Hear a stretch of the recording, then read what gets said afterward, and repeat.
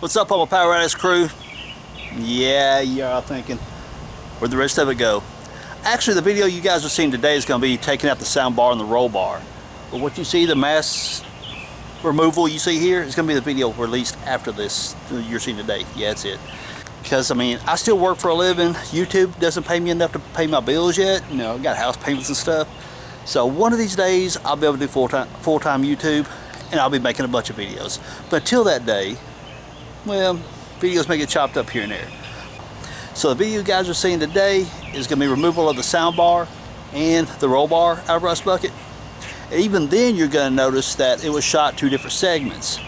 First shot was in my backyard whenever I was trying to decide what I was going to do with it. You know, whether I was going to junk it or keep it or build it or whatever, you know. But then after the next segment is going to be right here in my driveway when I'm removing the roll bar out of it. Again, shot several weeks apart. Hey, I do things when I can because I still work for a living. If this is the first time you guys have landed on Power Addicts YouTube channel, be sure to hit that subscribe button because I do Jeep videos, car videos, motorcycle videos, tool videos, review videos. You never really know what kind of video I'm going to do next, so be sure to hit that subscribe button. Enough of the gabbing. Let's tear this baby apart. Okay, first thing, you guys, that Velcro right there, you pull it back out of the way, then you got this padding. Then there's supposed to be, once upon a time there were some bolts right there, and they're all missing. And they've got, what the heck have they done? There's part of the wiring harness. Okay, cut a bunch of cord right there. Not cut that padding because the padding doesn't look like it's too bad shape. Daggone it.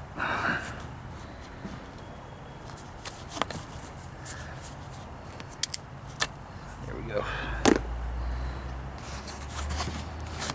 Yeah, I don't want to cut them wires just quite yet. Because what I'm going to do, I'm going to pull this padding through here, pull this padding off and get as much of the wiring out as possible because overall the padding looks like it's in decent shape. And like I said, there's a lot of this stuff I want to put in my 91. So let's get the bolts up top. Okay, these bolt sizes right here are 10 millimeter, and since I've only got two hands, I need to pull this out, so I'm going to set the camera down, but the point is 10 millimeter, and that should take your sound bar loose. I wonder how many of you people caught what I said, that I'm going to take this padding off. No, I'm not. The only way you can get this padding off is your spreader bar has to come out, then it slides over top of the spreader bar. That's not my game for right now, so what I'm planning on doing, I know the wiring obviously goes underneath this padding, so I'm going to go down through here. You can see where I pulled it out some here. So I'm going to pull it down through there and just pull the wiring out of it. You guys are witnessing me having all kinds of dub moments today.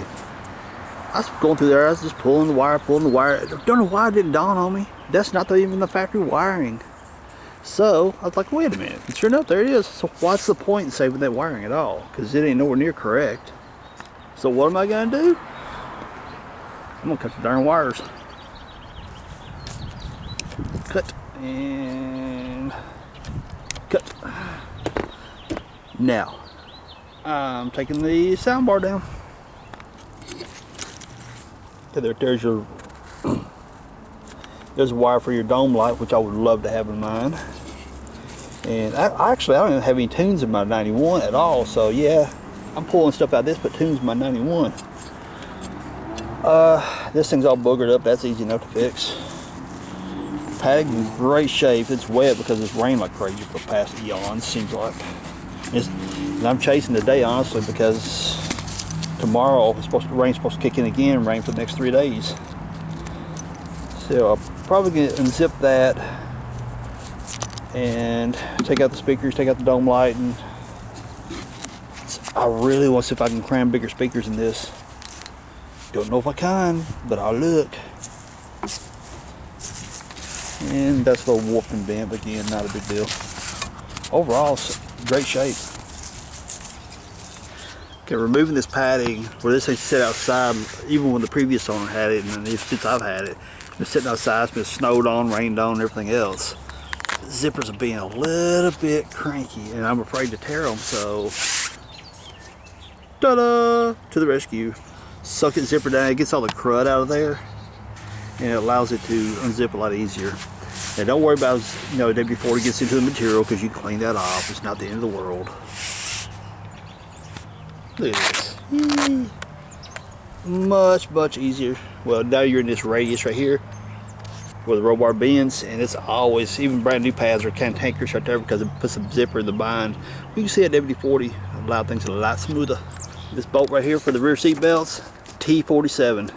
Take those out so you can get the padding off. Once it bolts out, the padding slides right off. Okay, once you get the padding off, the seat belt pieces have got to be moved. Look right there. Here's the bolt. It's a T47, just like the seat belt. Get them out. And once you get the bolt out right here, you think you pull it like, what the heck, there's another screw. No, it's not. Look right down inside there, it's just a snap-in piece. So you grab hold of that. Ow! Yeah. That buckle will come back, smack me right in the finger. And it just kind of pulls out like that right there, is all it does. So there you go, there's that. This side's out. Now I'm going to do the other side. Even though I'm just in the process of taking the roll bar out, I'm going to go ahead and take the seat belts out as well, because I'm going to have to eventually anyway, so I can put them in the shop and clean them up so they look all nice and pretty when they go on my 91. So those are T47s, take them out.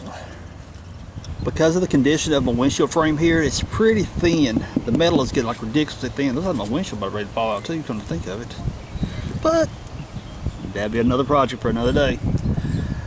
I wanted to take loose my spreader bars first, simply because the weight of it being mounted to the windshield here, if I was to take it loose from down here and here first, I'm afraid of the pressure of the roll bar pulling downward, or any kind of movement, shifting, whatever, that's going to stretch the windshield frame.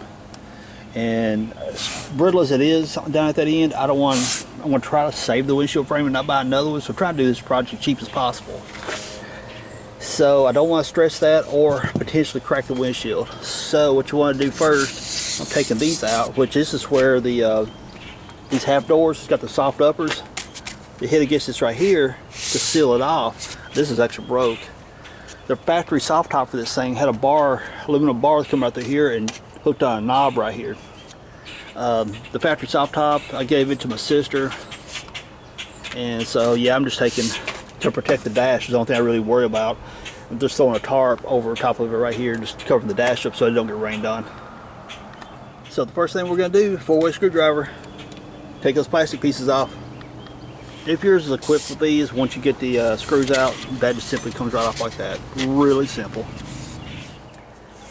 Okay, where the spreader bar joins the windshield, those are T40 Torx. Now let's hope and pray that they're not like totally rusted in and they end up destroying something. So, 1, 2 here, 2 on the other side. T40 Torx, get them out. Okay, you can see that the roll bar mounts here have got a bunch of trash in them. Take a T45 Torx, put it in it like that, and take your hammer and just tap them. I mean, kind of like that. And what you're going to do, you're going to bust that crud up inside there, and that should give you good access to lock your bit in there. And hopefully, within reason, that they won't be too difficult to come out. This right here had a bunch of body caulking in it, so I had to take a 16-penny nail, drive into it to bust it up, and kept prying it out of each one of the tips of the star on the Torx, just to give y'all a little pointer. And the back ones are also T45 Torx, and do the same trick. Put your bit in there, tap it with a hammer to knock that paint out of the way so it gets a good bite.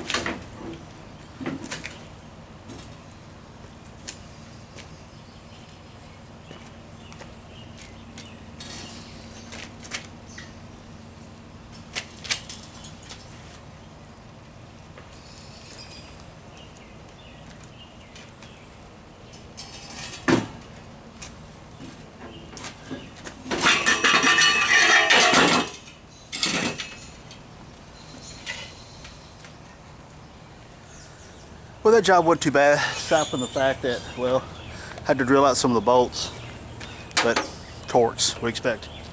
Look how sloppy this thing is. Where it's broken through there, no body mounts back here. I don't know if you noticed or not, whenever I got up on the tailgate, or I stepped up here, how much it flexed. Now you guys realize why I want to take off the whole back end of this thing. There's nothing back here worth saving. And, well, it kind of gives me an opportunity to build something a little different. Yay, fun. Alright, my Power Addicts crew, what did you think about that video? You like it? Sweet! Hit me with that thumbs up. Don't forget to subscribe like I mentioned earlier in the video, because I do all those cool fix-it videos, construction videos, destruction videos, review videos, so you don't want to miss anything. Hit that subscribe. Comments, do you got anything cool you want to say? Any comments about the direction of the build of the Jeep, of Rust Bucket? So give me some cool comments, questions, bring them on. So everyone, most of all, I really appreciate you guys hanging out with me, so don't forget, thumbs up, subscribe, comment. Peace out. Later, y'all.